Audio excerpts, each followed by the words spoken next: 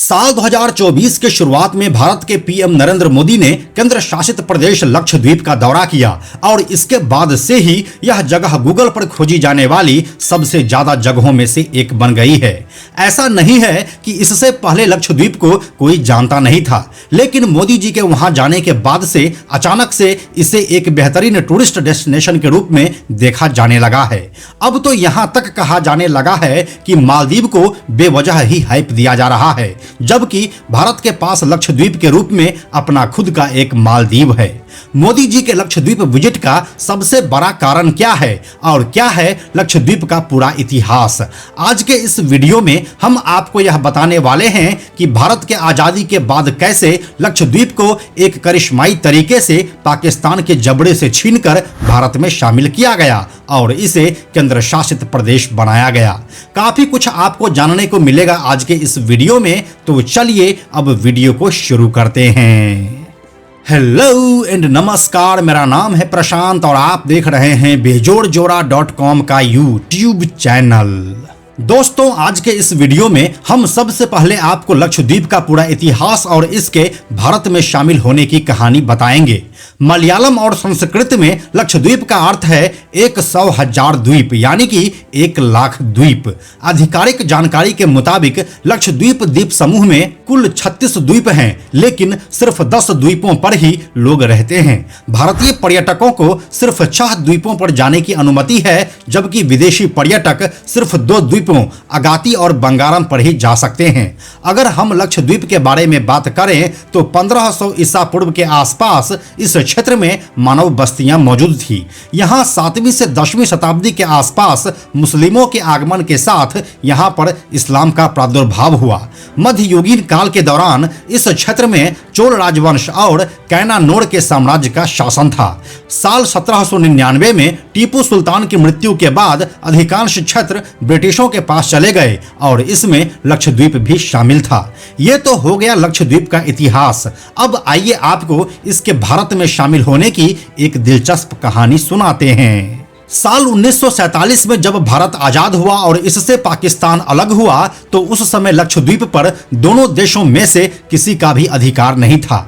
ऐसा कहा जाता है कि अगस्त 1947 के आखिर में पाकिस्तान के तत्कालीन प्रधानमंत्री लियाकत अली खान ने सोचा कि लक्षद्वीप मुस्लिम बहुल इलाका है और अब तक भारत ने इस पर अपना दावा भी नहीं किया है, तो क्यों ना इसे अपने अधिकार क्षेत्र में ले लिया जाए। लेकिन ठीक उसी समय भारत के तत्कालीन गृह मंत्री और उप प्रधानमंत्री सरदार वल्लभ भाई पटेल भी वही सोच रहे थे जैसा लियाकत अली खान सोच रहे थे।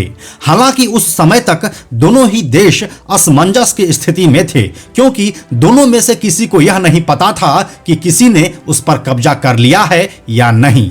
इसी असमंजस की स्थिति में पाकिस्तान ने अपना एक युद्धपोत लक्षद्वीप के लिए भेजा। इधर सरदार वल्लभ भाई पटेल भी इस निष्कर्ष पर पहुंचे कि लक्षद्वीप को किसी भी हालत में पाकिस्तान के कब्जे में नहीं जाने देंगे। सरदार पटेल को जैसे ही इसकी जानकारी मिली, उन्होंने बिना समय गंवाए एक्शन शुरू कर दिया। उन्होंने आरकोट रामसामी मुदलियार और आरकोट लक्ष्मण सामी मुदलियार से कहा कि वह त्रावणकोर के लोगों को साथ लेकर तुरंत निकले और लक्षद्वीप पर तिरंगा फहरा दें। उनका निर्देश था कि सीमा से सटे द्वीपों पर भी कब्जा कर लिया जाए और वहां राष्ट्रीय ध्वज फहराया जाए। ऐसा कहा जाता है कि उस वक्त सरदार पटेल ने कहा था कि अगर पुलिस के पास हथियार नहीं है तो उन्हें लाठियों के साथ ही भेजा जाए, मगर किसी भी तरीके से वहां पर कब्जा होना चाहिए। सरदार वल्लभ भाई पटेल के आदेश के बाद वहां पर ऐसा ही किया गया और लक्षद्वीप पर तिरंगा फहरा दिया गया। लक्षद्वीप पर कब्जा करने के पड़ोसी के हर मंसूबे को देखते ही देखते ध्वस्त कर दिया गया। कई रिपोर्ट्स में यह बताया गया है कि जब त्रावणकोर पुलिस के लोग झंडा फहराने जा रहे थे, उसी वक्त पाकिस्तान का झंडा लगा एक युद्धपोत भी इधर आ रहा था। इस स्थिति में हुआ क्या कि भारत की पुलिस वहां जल्दी पहुंच गई और तिरंगा फहरा दिया। जब तक पाकिस्तानी जहाज लक्षद्वीप तक पहुंचता वहां पर भारतीय तिरंगा लहरा दिया जा चुका था। इसके बाद पाकिस्तान यह देखकर वापस लौट गया और उसका लक्षद्वीप हासिल करने का सपना एक ही झटके में टूट गया। ऐसे में माना जाता है कि अगर लौह पुरुष सरदार वल्लभ भाई पटेल जल्दी से यह आदेश नहीं देते और भारत से पहले पाकिस्तान लक्षद्वीप पर पहुंच जाता तो स्थिति कुछ और ही हो सकती थी। दोस्तों, भारत का सबसे छोटा संघ राज्य क्षेत्र लक्षद्वीप एक द्वीप समूह है जिसमें 32 द्वीपों के क्षेत्र में 36 द्वीप मौजूद है। यह अपने सूरज चुंबन वाले समुद्री तटों और हरे भरे लैंडस्केप के लिए जाना जाता है। यह एक यूनिजिला संघ राज्य क्षेत्र है और इसमें 12 एटॉल, 3 रीफ, 5 जलमग्न बैंक और 10 बचे हुए द्वीप हैं। यहाँ के द्वीपों में 32 वर्ग किलोमीटर शामिल है और इसकी राजधानी करवत्ती है। यहाँ का क्षेत्र 32.69 वर्ग किलोमीटर है और यहाँ की आबादी साल 2011 के जनगणना के अनुसार 64,473 है। इसके अलावा यहाँ की साक्षरता दर 91.82% है। ये तो हो गई बात लक्षद्वीप के इतिहास और इसके भारत में शामिल होने की कहानी की। अब बात करते हैं कि मोदी जी के विजिट के बाद से यहाँ पर क्या बदला है और यहाँ पर किस बात की संभावना देखी जा रही है। भारत के प्रधानमंत्री नरेंद्र मोदी ने नए साल की शुरुआत में लक्षद्वीप का दौरा किया। इसके बाद अब लोगों की इसमें रुचि बढ़ गई है। इसका घरेलू पर्यटन पर बड़ा असर पड़ सकता है। इतना ही नहीं, चीन की ओर झुके मालदीव को भी एक करारा जवाब मिलने की उम्मीद है। दरअसल मालदीव में सबसे बड़ा उद्योग मछली पालन और टूरिज्म है। यहाँ पर आने वाले टूरिस्ट में सबसे ज्यादा संख्या भारतीयों की है। पीएम मोदी का लक्षद्वीप जाना भारत से मालदीव जाने वाले टूरिस्टों को डाइवर्ट भी कर सकता है।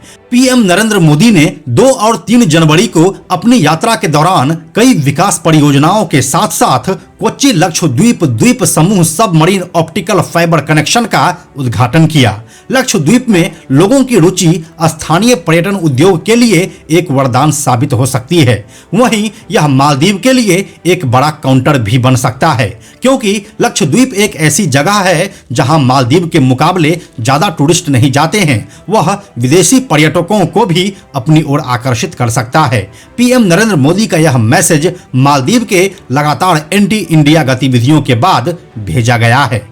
लेकिन क्या लक्षद्वीप को मालदीव का अल्टरनेट सच में माना जा सकता है? क्या लक्षद्वीप इतनी आसानी से पर्यटकों को लुभा सकता है? तो आइए इस पर एक नजर मार लेते हैं जो आपकी भी आंखें खोल देगा। लक्षद्वीप केवल प्रशासनिक तौर पर भारत के अधीन है, जबकि सच तो यह है कि अपने मन में वे स्वयं को इंडिपेंडेंट मानते हैं।